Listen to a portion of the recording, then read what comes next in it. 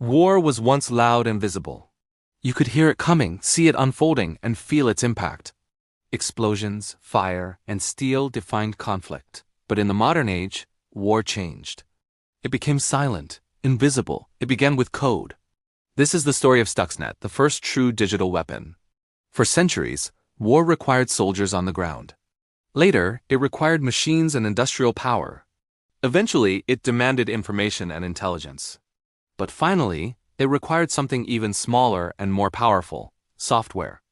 Lines of code replaced bullets. Algorithms replaced explosives. Stuxnet was not an accident. It wasn't just another piece of cybercrime. It was a weapon, and it was carefully designed. In 2010, cybersecurity researchers noticed something unusual. A piece of malware was spreading quietly without causing any chaos or disruption. It wasn't stealing data. It wasn't demanding money or destroying files. Yet its complexity stood out immediately. This was not the work of an amateur. It was precise, deliberate, and engineered with incredible skill.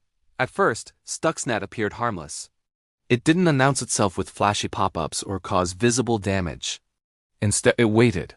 It watched systems carefully, remaining inactive for long periods of time. This patience was unusual. Most malware spreads aggressively, trying to infect as many machines as possible. But Stuxnet showed restraint, as if it knew exactly what it was searching for. The malware was extremely selective. If it didn't find its intended target, it simply went dormant. It ignored most computers entirely. This behavior suggested a kind of intelligence built right into the code itself. Stuxnet wasn't designed to infect the world. It was designed to reach one specific place. That target involved industrial control systems known as programmable logic controllers, or PLCs. These are the devices that control real-world machines in factories, power plants, and critical infrastructure. Stuxnet was specifically searching for Siemens PLCs configured in a precise and rare way. This level of targeting had never been seen before. These industrial systems were supposed to be secure. They were isolated from the internet, separated by so-called air gaps, and protected by strict security procedures. Many experts believed they were untouchable. Stuxnet proved that assumption completely wrong. It showed that isolation alone was not enough. Instead of attacking over the internet, Stuxnet spread through USB drives and trusted software updates. It exploited human behavior rather than network connections. All it needed was a single moment of access, a single infected thumb drive carried into a secure facility. Once inside, it embedded itself deeply and quietly, avoiding detection while it studied its environment. As analysts investigated further, they discovered something truly alarming. Stuxnet used multiple zero-day exploits security flaws that were completely unknown at the time.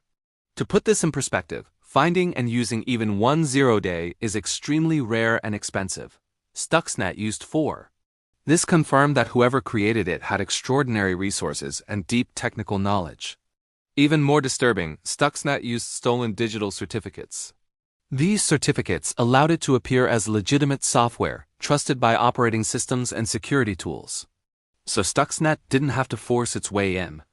It simply walked through the front door, disguised as something safe. Eventually, the investigation pointed to Iran. A large concentration of infections traced back to a highly secure location, the Natanz nuclear enrichment facility. Natanz was not an ordinary industrial site. It was one of the most heavily guarded nuclear facilities in the world, a centerpiece of Iran's nuclear ambitions. Inside Natanz were thousands of uranium centrifuges, tall, delicate machines spinning at extreme speeds. These centrifuges enrich uranium gas, a critical step in creating nuclear fuel. The process demands perfect balance and stability. Even minor disruptions can cause catastrophic failure. Stuxnet was designed with this exact knowledge in mind. Once Stuxnet reached the systems at Natanz, it did nothing at first. It observed. It recorded normal operations, including the rotation speeds of the centrifuges, pressure levels, and timing patterns. It learned what normal looked like before it dared to alter anything. This made its attack far more effective and harder to detect. When Stuxnet finally activated, the changes were subtle.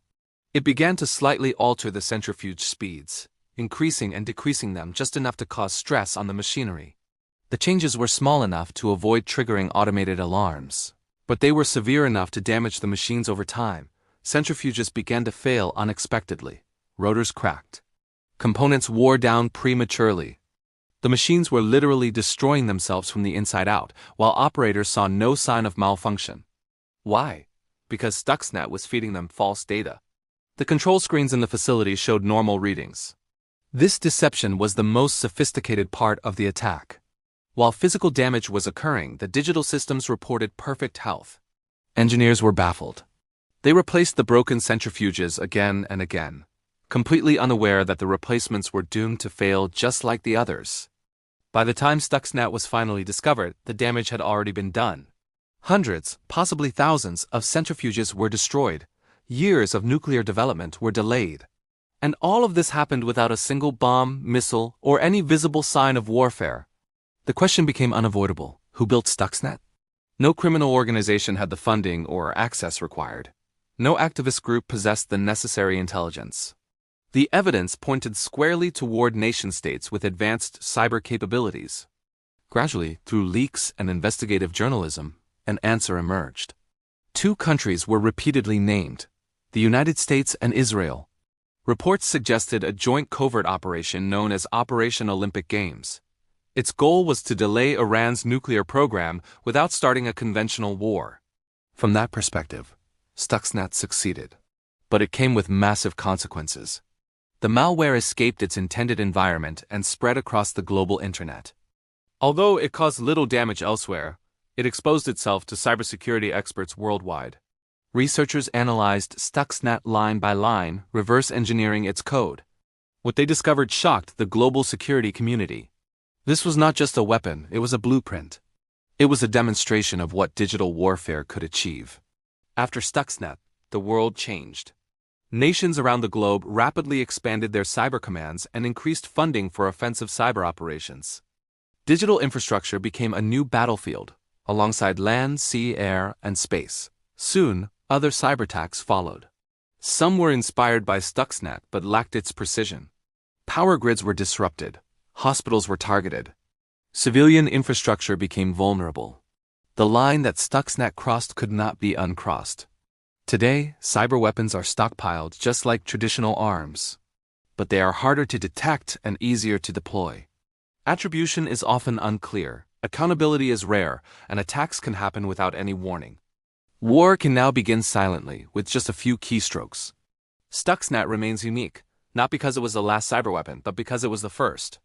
It marked the moment warfare permanently entered the digital world. Most people will never hear about Stuxnet, yet its impact is everywhere.